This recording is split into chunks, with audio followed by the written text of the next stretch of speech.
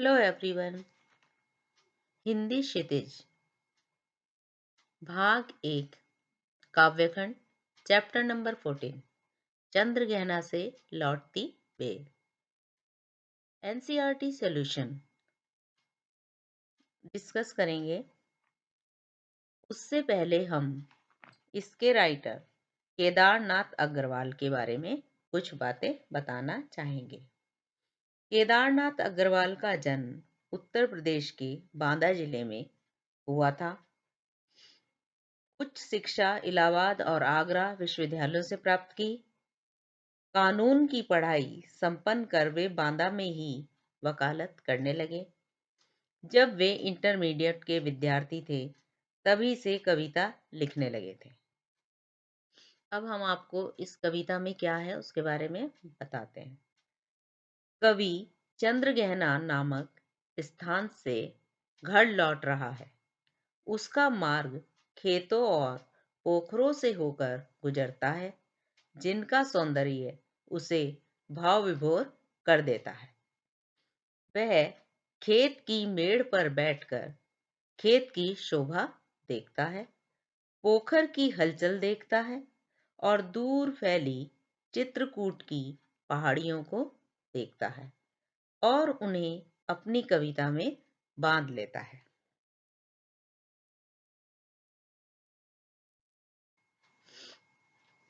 प्रश्न अभ्यास।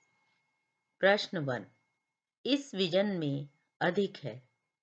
पंक्तियों में नगरीय संस्कृति के प्रति कवि का क्या आक्रोश है और क्यों?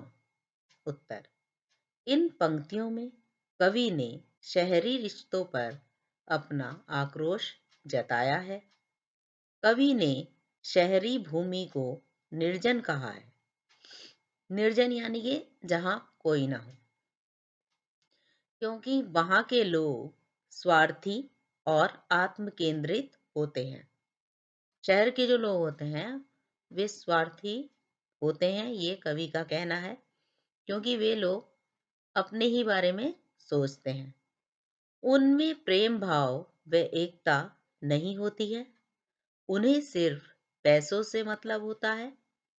वहीं उससे दूर गांव की भूमि को कवि ने प्रेम के लिए उपजाऊ कहा है, क्योंकि यहाँ लोग एक दूसरे से प्रेम भाव रखते हैं और संवेदनशील होते हैं। इसलिए कवि को गांव व वहाँ की प्रकृति से ज्यादा लगाव है। कवि का मानना है कि जो गांव के लोग होते हैं उनमें बहुत ज्यादा प्रेम के भाव होते हैं, वे एक दूसरे से प्रेम करते हैं और संवेदनशील होते हैं, एक दूसरे के दुख दर्द को समझते हैं। इसलिए कवि को गांव व वहाँ की प्रकृति से ज्यादा लगाव है, वो प्रेम करता है वहां से। प्रश्न 2। सरसों को सयानी कहकर कवि क्या कहना चाहता होगा? उत्तर। जब लड़की सयानी हो जाती है, यहाँ सयानी से मतलब है कि जब लड़की जवान हो जाती है, बड़ी हो जाती है, तो उसके हाथ पीले कर दिए जाते हैं, यानी कि उसकी शादी कर दी जाती है। उसी प्रकार कवि ने सरसों को भी सयानी बताया है, क्योंकि वह भी पक चुकी है, उसके भी हाथ पीले हो चुके हैं। प्रश्न 3। अलसी के मनोभावों का वर्णन कीजिए। मनोभाव यानी कि मन के भाव। उत्तर। प्रस्तुत कविता के अनुसार अलसी बड़ी ही जिद्दी व चंचल है। वह प्रेम के लिए इतनी आतुर है, आतुर माने उतावली है, कि उसका कहना है कि जो उसे सबसे पहले स्पर्श करेगा यानी कि छुएगा, वह उसी को अपना हृदय दान कर देगी, यानी कि अपना दिल दे देगी और वह उसी की हो जाएगी।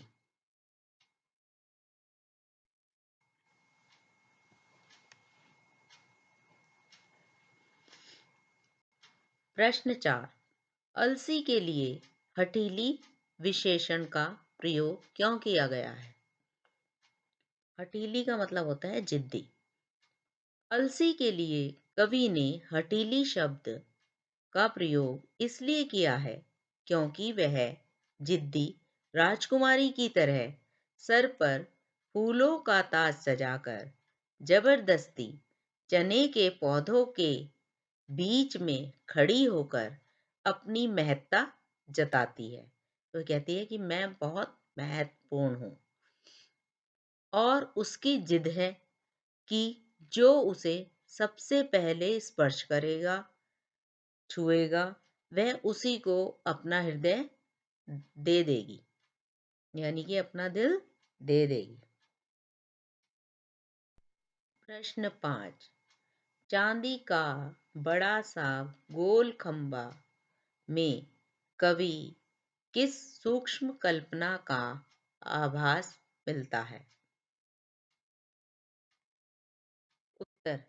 कवि ने तालाब में चमकते हुए सूरज को चांदी का बड़ा सा गोल खंबा कहा है। जब तालाब में सूरज की रोशनी पड़ रही है तो ऐसा महसूस हो रहा है मानो चांदी का कोई बड़ा सा गोल खंबा खड़ा हो। इसमें कवि ने शहरी लोगों की मानसिकता को निर्देशित किया है। निर्देशित करना यानी कि बता रहा है वो कि जो शहर में रहने वाले लोगों की सोच होती है उसको उसके बारे में बता रहा है। उनके अनुसार शहरों की चकाचौंध व चमचमाती रोशनी दूर से बहुत ही आकर्षक व मनमोहक लगती है। शहर की जो चकाचौंध है वह दूर से बहुत अच्छी लगती है। यानी कि जब लोग गाँव के रहने वाले वे सोचते हैं कि शहर में बहुत अच्छा है, वे अपने गाँव को छोड़कर शहर की तरफ भागते हैं, यानी कि वे उनकी शहर की तरफ आकर्षित हो जाते हैं, जो उनका मन मोह लेती है। लेकिन पास जाके पता चलता है कि ऐसा नहीं है और वह अच्छी नहीं होती है। साथ ही साथ इस कथन से कवि यह भी दर्शाना चाहता है, यानी कि दिखाना चाहता है कि शहरी लोगों का लालच कभी खत्म नहीं होता। वे कभी भी संतुष्ट नहीं हो पाते और उनकी इच्छाएं हमेशा बढ़ती ही रहती हैं।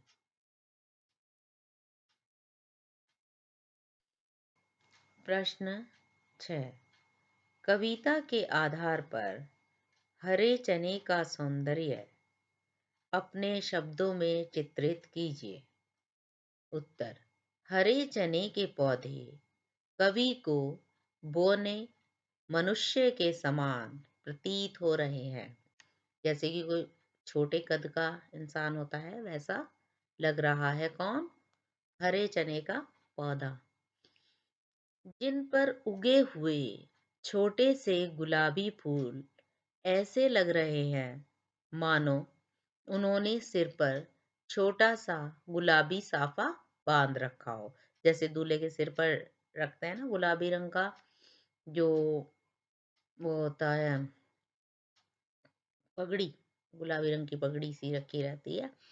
ऐसा ही चने के जब सिर पर गुलाबी फूल लग रहा है तो ऐसा और लग रहा है जैसे कि साफा बांध रखा हो और वे सज धज कर स्वयंवर के लिए खड़े हों। ये अब स्वयंवर में जा रहे हैं कि शादी करने के लिए। प्रश्न 7। कवि ने प्रकृति का मानवीकरण कहाँ कहाँ किया है? उत्तर। कवि के द्वारा किया गया प्रकृति का मानवीकरण।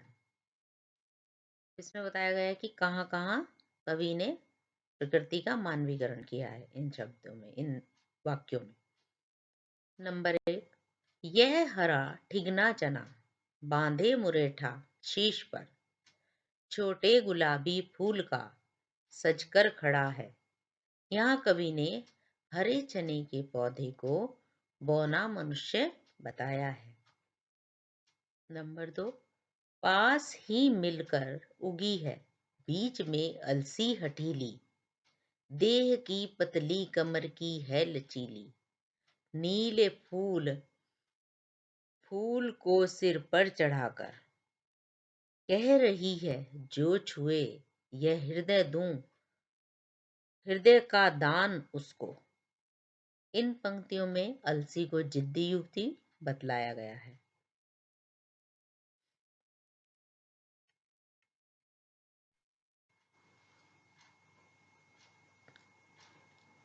3, और सरसों की न पूछो, हो गई सबसे सयानी, हाथ पीले कर लिए हैं, ब्याह मंडप में पधारी। इन पंक्तियों में कवि ने सरसों को जवान लड़की से संबोधित किया है। 4, है कहीं पत्थर किनारे, पी रहे चुपचाप पानी, प्यास जाने कब बुझेगी। यहाँ कवि पत्थरों का पानी पीना बता रहा है कि वे जो नदी के किनारे पत्थर पड़े हुए हैं वे ऐसे लग रहे हैं कि जो प्यासे व्यक्ति कोई बहुत लंबे समय से पानी पी रहे हों, उनकी प्यास बुझ नहीं रही हो। 5, बांझ भूमि पर इधर उधर रीवा के पेड़ कांटेदार कुरूप खड़े हैं। प्रस्तुत पंक्तियों में कवि ने धरती को बांझ बताया है और वहां पर कांटेदार पेड़ खड़े हुए हैं जो बहुत ही कुरूप लगते हैं। प्रश्न 8, कविता में से उन पंक्तियों को ढूंढिए जिनमें निम्नलिखित भाव व्यंजित हो रहा है और चारों तरफ सूखी और उजाड़ जमीन है, लेकिन वहां भी तोते का मधुर स्वर मन को स्पंदित कर रहा है। उत्तर, चित्रकूट की अनपढ़ चौड़ी कम ऊंची ऊंची पहाड़ियां दूर दिशाओं तक फैली हैं बांझ भूमि पर। इधर उधर रीवा के पेड़ कांटेदार कुरूप खड़े हैं, सुन पड़ता है मीठा मीठा रास टपकाता, सुग्गे का स्वर टे टे टे टे सुन पड़ता है।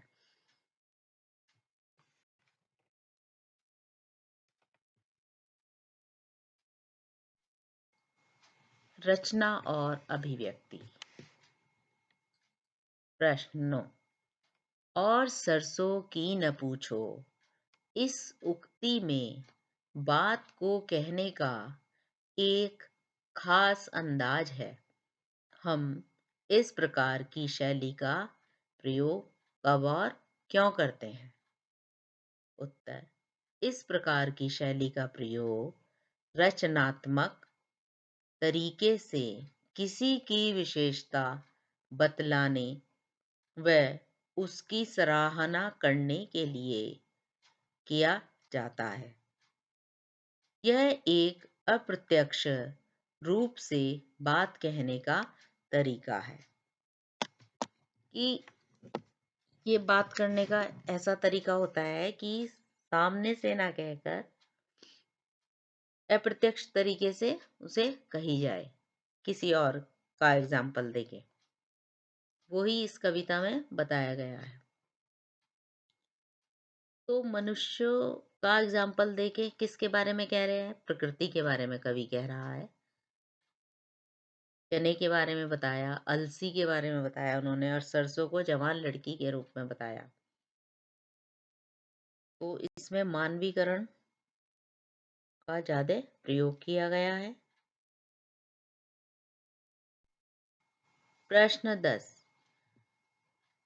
काले माथे और सफेद पंखों वाली चिड़िया आपकी दृष्टि में किस प्रकार से के व्यक्तित्व का प्रतीक हो सकती है?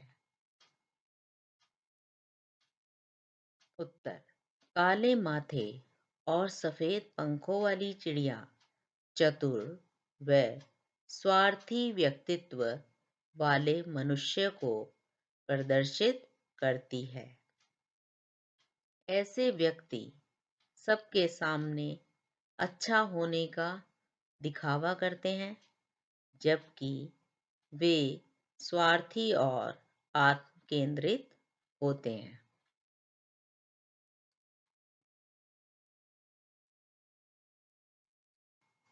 प्रश्न 11, बीते के बराबर, ठिगना, मुरेठा आदि सामान्य बोलचाल के शब्द हैं, लेकिन कविता में इन्हीं से सौंदर्य उभरा है और कविता सहज बन पड़ी है।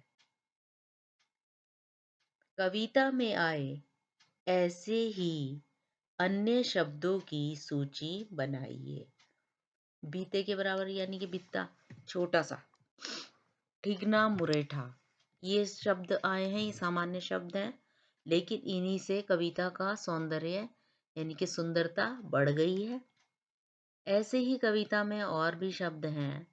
उत्तर, हठीली, पतली, लचीली, अकेला, श्यानी, ब्याह मंडप, पोखर, लहरिया, खंबा, चंचल, ध्यान निद्रा, काले माथे, उजली, चटुल, स्वच्छंद, अनपढ़, चौड़ी, पहाड़ियाँ, कुरूप, टपकाता आदि। अब हठीली का मतलब हो गई जिद्दी, पतली यानी कि पतली कमर वाली, लचीली, लचक होती है जिसमें, श्यानी यानी कि जवान, चंचल यानी कि बहुत तेज, चंचल मतलब जो उछल कूद करते घूमती रहती है, ध्यान निद्रा यानी कि ध्यान की मुद्रा में, स्वच्छंद माने आजाद। तो इन शब्दों का प्रयोग किया गया है इस कविता में। प्रश्न 12, कविता को पढ़ते समय कुछ मुहावरे मानस पटल पर उभर आते हैं, यानी कि दिमाग में उभर आते हैं, आ जाते हैं। उन्हें लिखिए और अपने वाक्यों में प्रयोग कीजिए। उत्तर, प्रस्तुत कविता में आए कुछ मुहावरे। 1, सिर पर चढ़ना।